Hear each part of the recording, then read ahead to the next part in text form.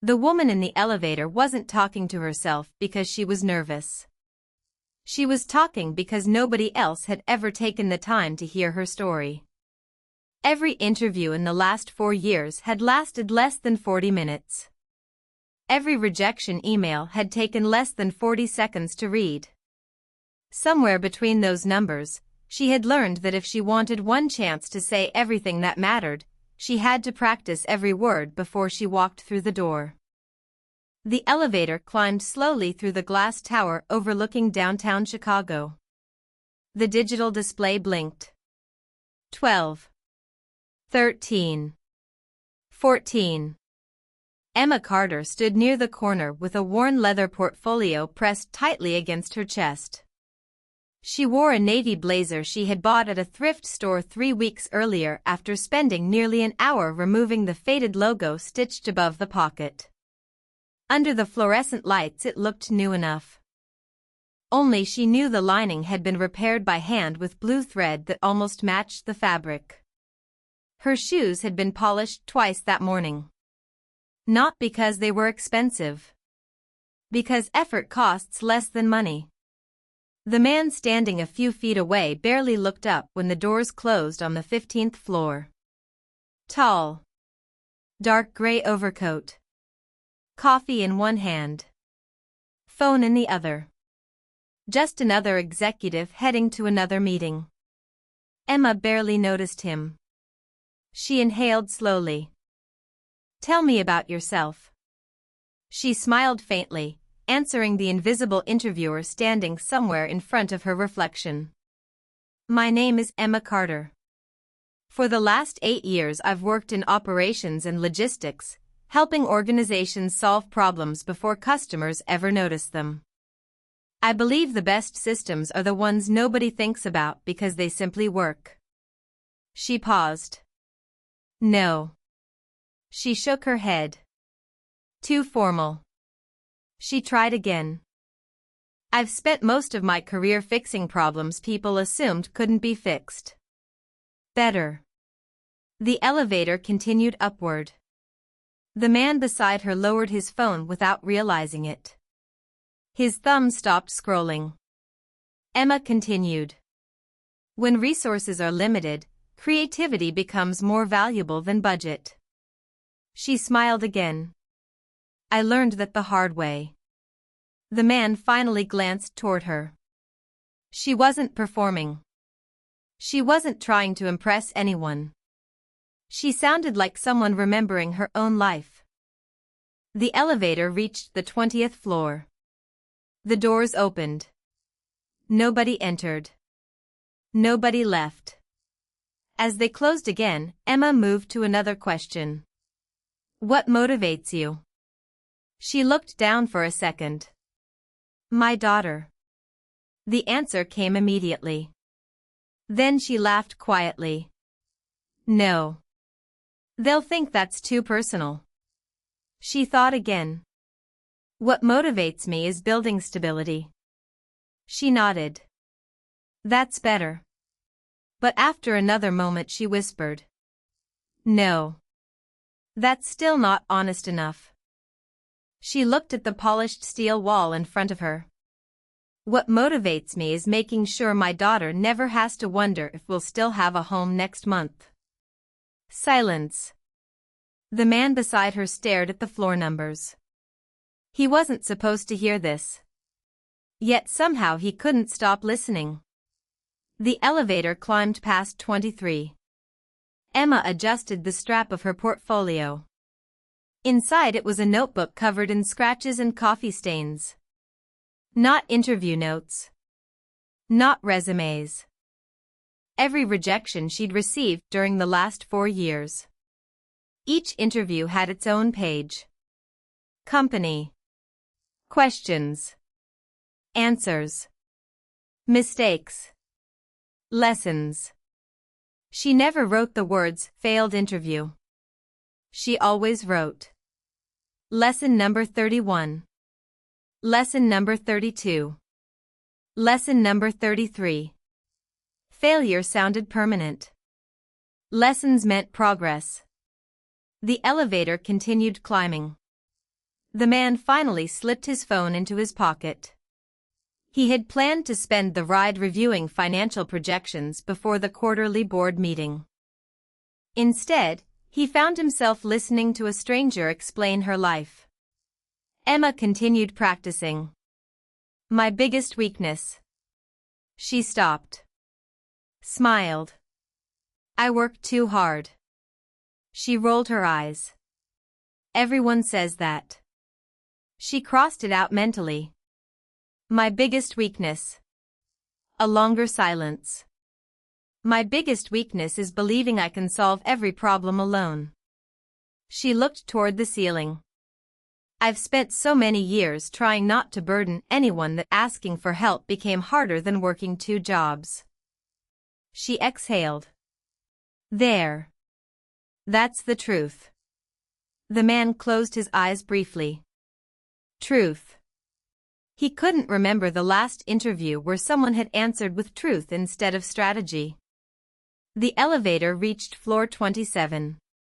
The doors opened again. This time he should have stepped out.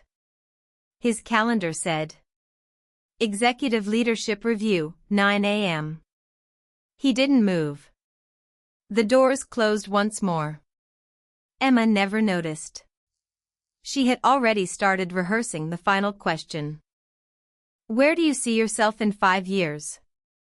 Most candidates talked about promotions, management, leadership, growth. Emma stared quietly at the numbers above the door. I don't dream about titles anymore.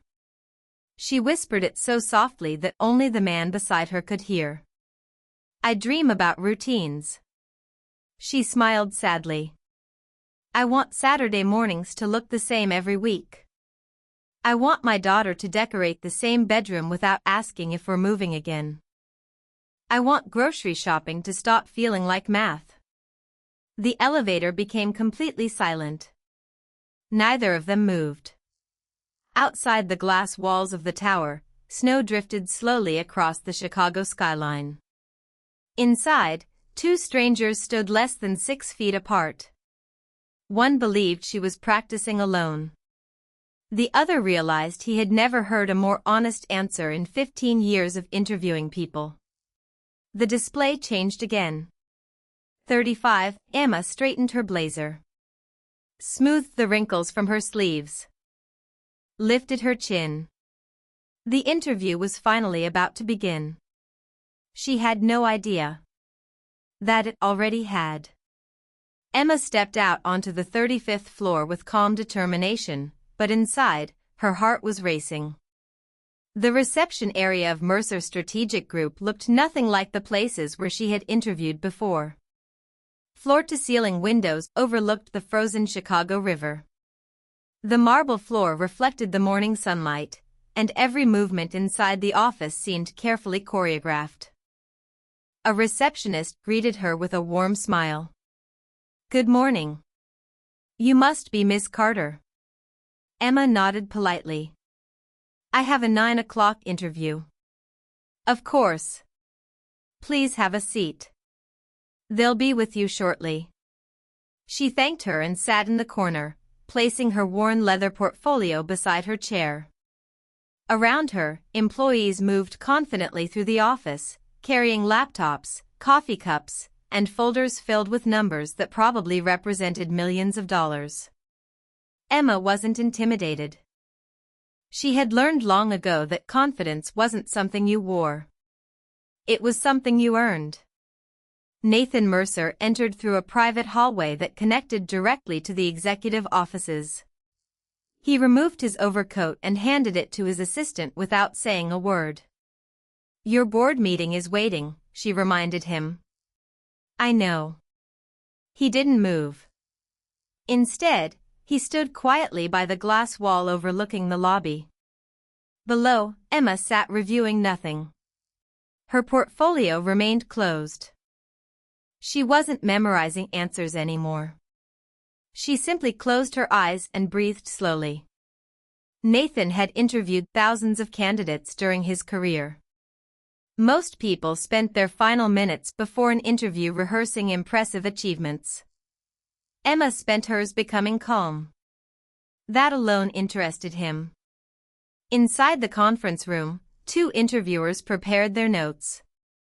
Linda Brooks, Director of Operations, organized Emma's resume into a perfectly aligned folder. Across from her sat Michael Donovan, Vice President of Human Resources. Michael looked through the resume. Interesting background. Linda nodded. Very. Then she stopped at one section. A 20-month employment gap. She circled it lightly with her pen.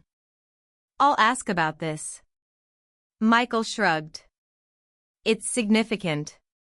Linda agreed. Yes. Neither of them knew the real reason. Neither intended to assume. But experience had taught them that unexplained gaps often became difficult conversations.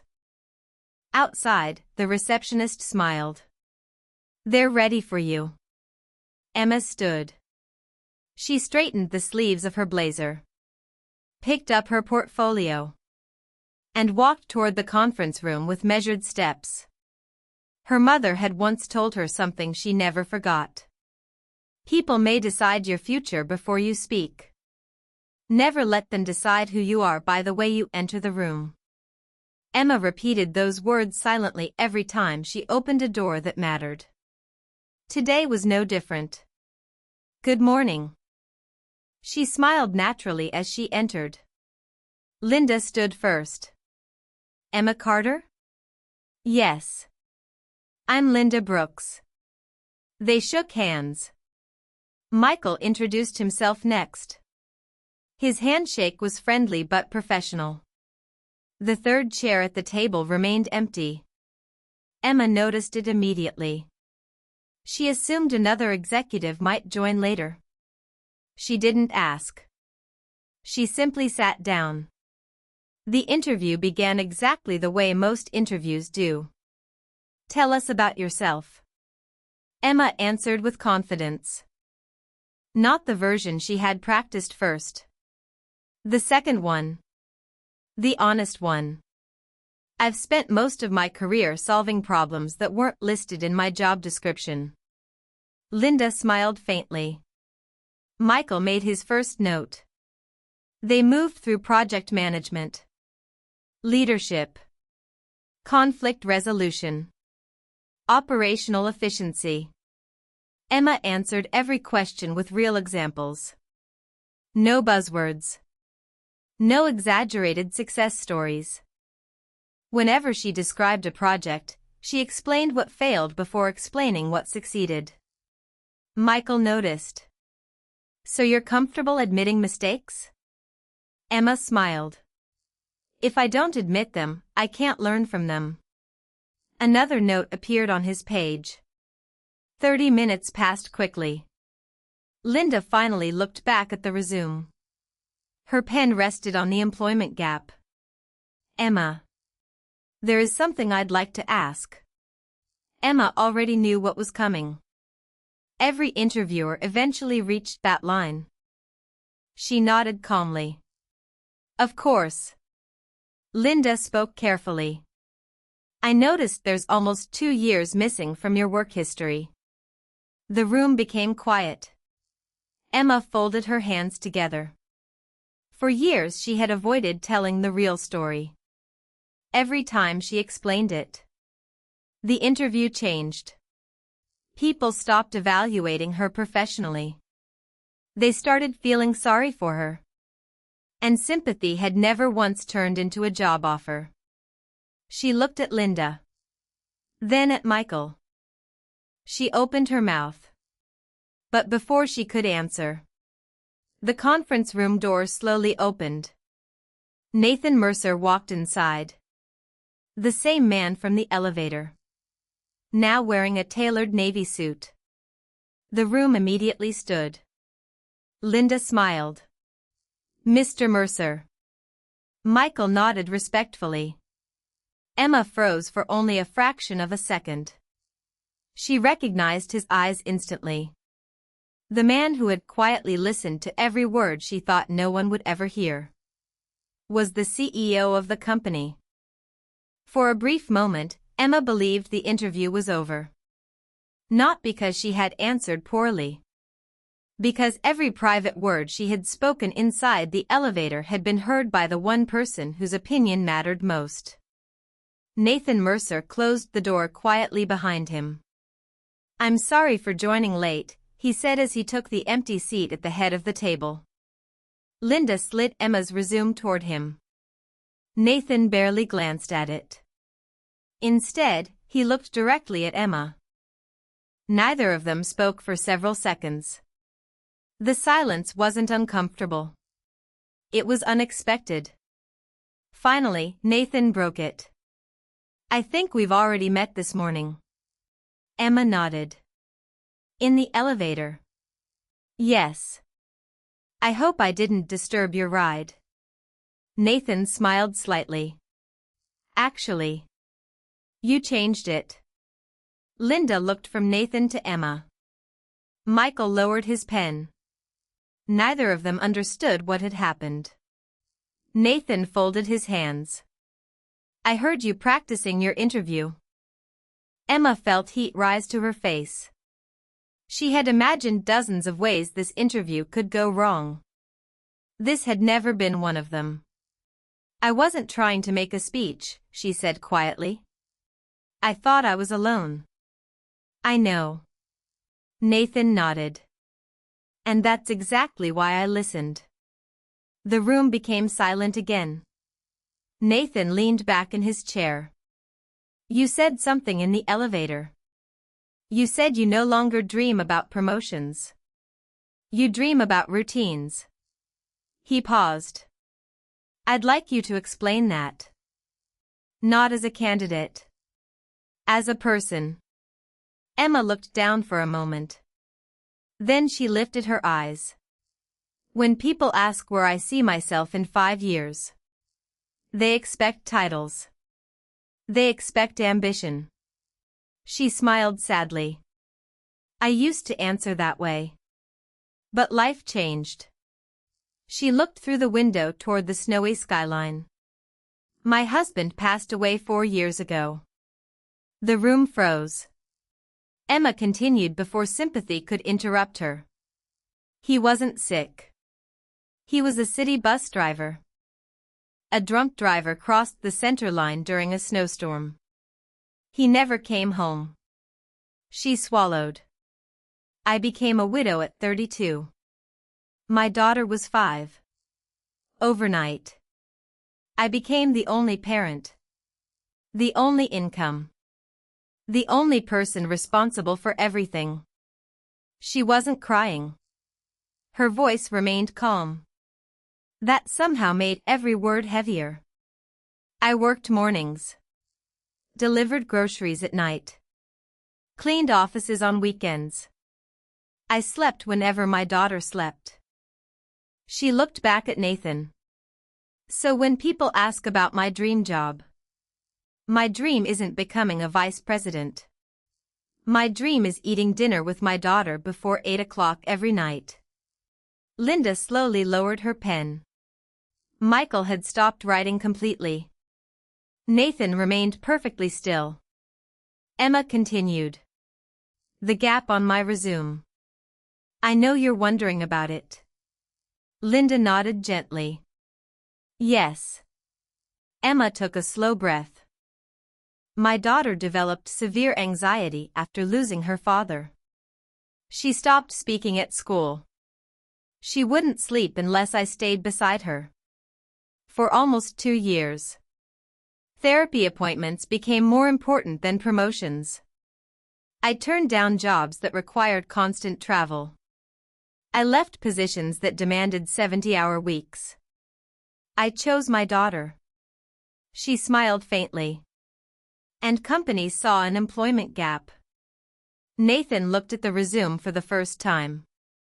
20 months. 2 simple numbers. Nothing on the page explained bedtime panic attacks.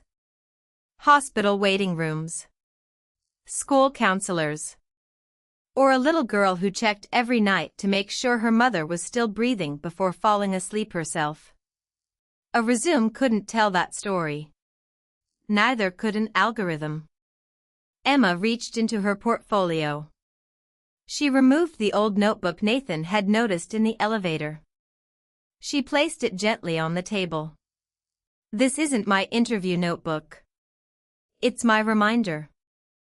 Nathan looked at the worn cover. What kind of reminder? Emma opened the final page. Inside was a handwritten note. The paper had yellowed with age. My father wrote this when I graduated college. She slid the notebook toward Nathan. He read the words silently. Success isn't measured by how high you climb. It's measured by how many people feel safe because you never stopped climbing for them. Nathan read the sentence twice. Then slowly closed the notebook. He didn't hand it back immediately. Instead, he remembered something he hadn't thought about in years. His own father. A steelworker. A man who had worked 38 years in the same factory. Who had never owned a suit. Who believed that character was something nobody could see. Until the day they desperately needed it. Nathan looked across the table at Emma. For the first time in a very long time. He wasn't looking at a candidate. He was looking at someone who reminded him why he had built the company in the first place. Nathan remained silent for several long seconds. No one in the room spoke. Chicago's skyline stretched beyond the windows, but none of them were looking outside anymore. Nathan finally turned to Linda. How many candidates are left? 2, she answered. They both have excellent credentials. And excellent interview scores. Nathan nodded. I'm sure they do. He stood and slowly walked toward the window. When I founded Mercer Strategic Group 18 years ago, I made a promise. I said we would help companies recognize talent, not simply reward polished resumes. He looked back at the table. Somewhere along the way, we became very good at measuring experience. But we stopped measuring resilience. Linda remained quiet. Michael looked down at his notes. Nathan continued. Emma. May I ask you one final question? Of course. If I offered you this position today, what would be the first thing you would do? Emma smiled. It wasn't the smile of someone imagining success. It was the smile of someone imagining peace. I'd call my daughter. Nathan nodded. And then? I'd tell her we don't have to move again. The room fell silent. Michael slowly closed his notebook. Linda looked once more at the resume lying on the table. For nearly 20 minutes, that employment gap had seemed like the biggest question in the room. Now, it barely mattered. Nathan returned to his chair. I've spent 20 years interviewing extraordinary people. Some impressed me. Some inspired me. But very few reminded me why leadership exists. He looked directly at Emma. You did. Emma didn't know how to respond.